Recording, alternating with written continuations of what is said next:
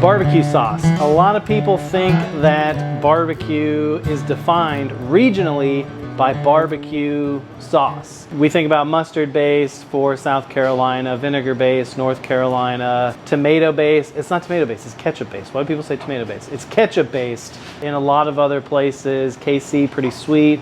Texas, you got that black pepper punch. My favorite barbecue sauce, a lot of people's favorite barbecue sauce, it's the best one, like hands down. Like you ask any barbecue head, what is the best barbecue sauce? It's the Salt Lick. It's a no-brainer. It's the Salt Lick in Driftwood, Texas.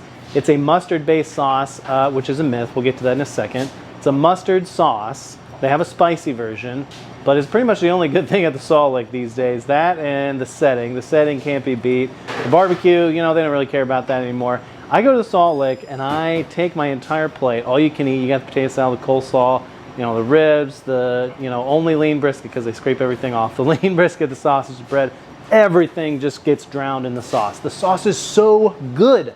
Mustardy, tangy, sweet, and it's got a viscosity that is a little strange. And I've been trying to figure it out my entire life. I couldn't figure it out. We were just like, what is the deal with this barbecue sauce? Why can't we make something similar to it?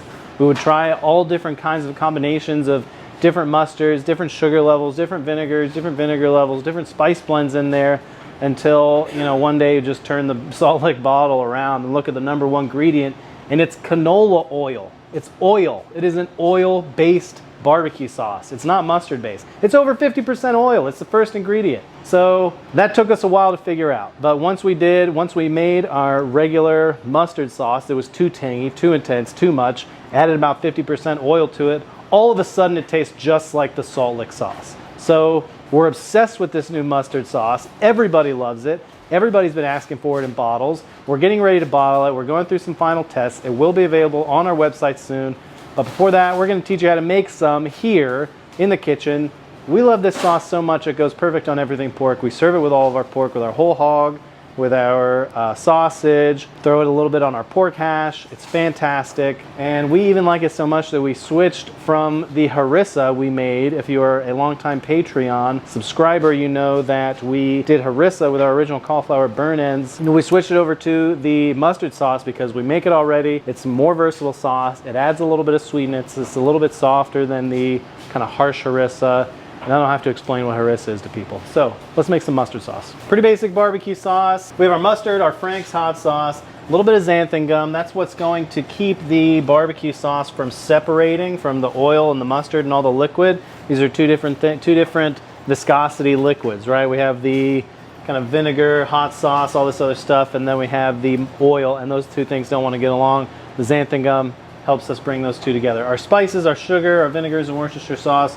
Cole's going to start bringing these together. I'm going to start by just putting all of our kind of wet ingredients into the pot first. That's kind of how we do most of our barbecue sauces. Wet ingredients, hydrate the spices, and then we add the stuff that's difficult to heat up. With the beef barbecue sauce, we bring like the Worcestershire, sugar, vinegars together with the spices, hydrate the spices, melt the sugar, and then we bring it into the ketchup and the mustard. We do that because we don't want the ketchup and the mustard to like burn on the bottom of the pot. We have really thin pots because we're poor and we're a food truck, and we can't afford a real nice heavy stainless steel pot or a nice beautiful tilt skillet. So this is a new purchase. I don't know if you knew this is Bradley's replacement, the Robo Chud. Who's measuring out Worcestershire sauce, cider vinegar. Gonna put some white vinegar in there. A lot of sugar. Any good barbecue sauce. There's a good amount of sugar. How much liquid smoke is going into this? No liquid smoke. Sorry everybody. The smoke comes from the barbecue. You know what? If I'm having barbecue sauce on something that's not barbecue, sometimes I prefer it to have a little bit of liquid smoke flavor. But if I'm putting barbecue sauce on barbecue, I don't want any liquid smoke in there. Does that make sense? Yeah. It's kind of weird. Here's the one thing I always notice it in: Chick-fil-A sauce. Cannot stand it. Ugh. I mean, if you're using it as a condiment, like for French fries or something, sure, a little liquid smoke. Little bit of liquid smoke. Whatever. But if you're putting it on smoked meat, you're just going to kill the flavor. Exactly. I agree 100%. Garlic. You can garlic my balls. I was just going to say that. Do you remember those like those ads for that pill? It's like a garlic pill. It's called garlic. A peel. Fucking peel. Welcome, Pat. Yeah, like this. Bringing fashion into the kitchen. Someone had to replace the Crocs. Yes, sir. What we're aiming for with the mustard sauce is something to complement the pork, right? The beef barbecue sauce is like thicker and it's heavier, and it has more of a like the beets and the tomato and the pepper in it just kind of give it a little bit more of a bite. This is a much more complementary sauce. I'm telling you, the secret is the oil. It's the viscosity of it. It's a really good cooking sauce. We put this on anything and put it on the direct pit on the chud box, and it's just lights out. Since it has so much oil in it, it helps everything cook. Say we're doing a pork chop or a pork steak, like a pork chop steak, like in the video we will have just posted last week at this point. If you just put the pork steak or the pork chop on the chud box, give it a flip, hit it with the mustard sauce on the cooked side, give it another flip, hit it with the mustard sauce on the cooked side, then that's really good. I did with the tenderloins this It weekend. caramelizes really good. Yeah. I watched the eater video on my way to the truck. Really? Yeah, because I was like, I can't remember if he smoked these or if he threw them on raw. So I watched it. Yeah, it was nice. It was I hadn't seen it in a while. It was nice. It's convenient documenting your every move. Yeah, It is. nice. Yeah. So what do we got in here so far? We got the Worcestershire vinegar. Do we use white and cider? White and cider. White and cider, sugar, granulated garlic, cumin, and black pepper. Mm-hmm. And then we're waiting on the mustard, the red hot, and the xanthan, right? Yeah, yes, sir. All right, let's throw it on the stove. Red boy. Is that a racist logo? That's supposed to be an Indian, right? I would assume so. Red boy mustard. Cancel yourselves, Red boy. Actually, they consulted the Native American community before constructing this logo. It's the preferred yellow mustard of the Washington football team. How much mustard do you think you could eat? Just yellow mustard. Maybe a Can you eat a quart? Yeah. A quart is where I probably would never eat mustard again. I could do like a cup willingly. What is like the whole what's stopping you?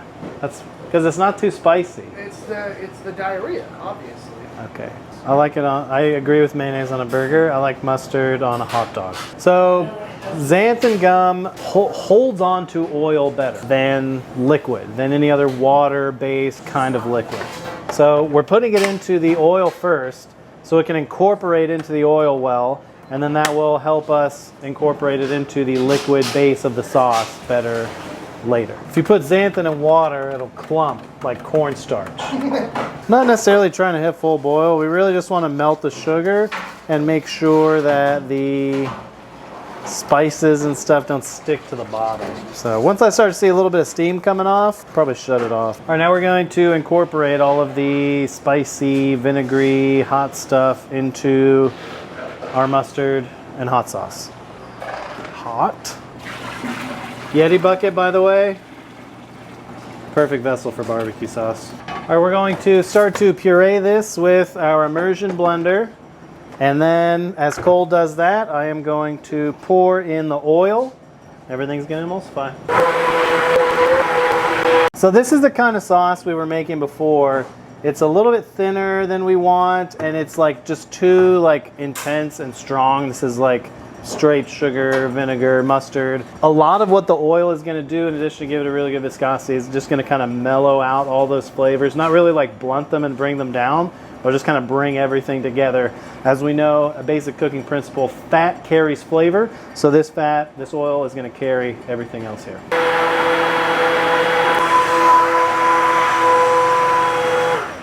Look at how good this looks. Nice and shiny. I like shiny viscosity. That's kind of the same viscosity and like shininess we look for on the refried beans with all that lard in it. This sauce looks great, and it's nice and thickened up a little bit too. It's really fucking good. It's really good. I don't know what else you want me to say. We should rub some cauliflowers with it. Just goes good on everything. So same procedure as before with the cauliflower, just coating it in the mustard sauce. Like I said, the harissa had a lot of oil in it too, and it just helps cook. It just helps it cook. It helps disperse heat really well. It helps kind of latch on to smoke really well. Also, all that sugar. Yeah. We are making burn ends. Exactly. Pat, how does it feel from watching all the Patreon videos and making all the stuff at home to actually make it in the kitchen now? It's very weird. It's very weird. It's a little nerve-wracking, but I'm getting through it. Pretty cool, man. Today we didn't have the cheesecake recipe. I had it on my phone. Yeah, nice. There you go.